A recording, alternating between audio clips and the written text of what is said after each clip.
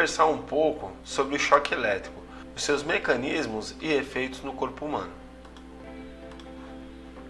Então a gente pode receber uma descarga elétrica, né? Um choque elétrico, também chamado como descarga elétrica, e termos um efeito patofisiológico, o que são algumas reações involuntárias devido à passagem da corrente elétrica sobre o nosso corpo, podendo causar até algumas doenças futuras, algumas sequelas e algumas complicações imediatas também. Porém, ela passa pelo corpo humano, podendo não ser fatal, e aí nós tratamos apenas como um choque elétrico. Agora, a pessoa que é eletrocutada, ela sofre uma eletrocução. Isso caracteriza o recebimento da descarga elétrica seguido de morte. E uma grande parcela dos acidentes por choque elétrico ocasionam lesões provenientes de batidas e quedas, principalmente quando a vítima está em um local elevado. E existem alguns fatores que são determinantes da gravidade das lesões e complicações acarretadas por conta da passagem de corrente elétrica pelo nosso corpo. A primeira que eu vou citar aqui é o percurso por onde a corrente elétrica passa.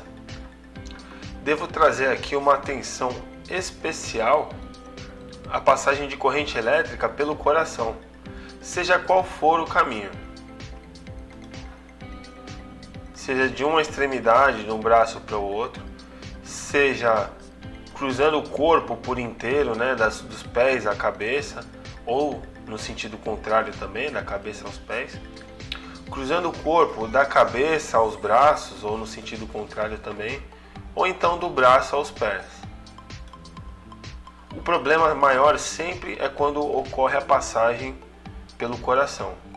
Porém, outras complicações podem acontecer mesmo quando a passagem da corrente elétrica não seja pelo coração.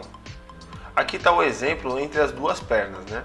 Mas poderia ser, por exemplo, um eletricista que fazendo uma emenda numa instalação elétrica com a mão direita e não estando em contato com nenhuma outra parte do seu corpo que faça fechar o circuito para a terra ou então para outra fase, ele não vai tomar choque. Mas e se por um acidente, ou por descuido, ou cansaço mesmo, esse mesmo eletricista que está com o cabo energizado na mão, na sua mão direita, encostar o cotovelo na parede ou numa estrutura metálica, o que vai acontecer? A corrente elétrica vai circular através do ponto de entrada, que é a mão dele, que está segurando o cabo energizado, e o ponto de saída, que é o cotovelo que encostou em alguma parte metálica, no solo, que pode acarretar aí num fechamento de circuito, dando passagem à corrente elétrica. E além do percurso da corrente elétrica percorrendo o nosso corpo, outra determinante da gravidade é a intensidade em que a corrente elétrica passa pelo nosso corpo. Não só no nosso corpo, mas também no nosso sistema nervoso. Pode atingir, atacar, danificar, destruir diretamente o nosso sistema nervoso em algumas regiões do nosso corpo específica por onde essa corrente passar. E aí, atrelado a essa questão de passagem de corrente elétrica, de intensidade de corrente elétrica, também está ligado à resistência elétrica do nosso corpo.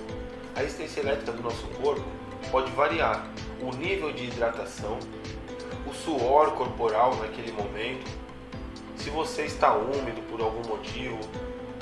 Tudo isso pode acarretar a diminuição da resistência elétrica do seu corpo. E se você diminui a resistência elétrica, significa que uma corrente elétrica mais intensa vai passar por ele. E aí as consequências certamente serão mais graves. Na próxima aula,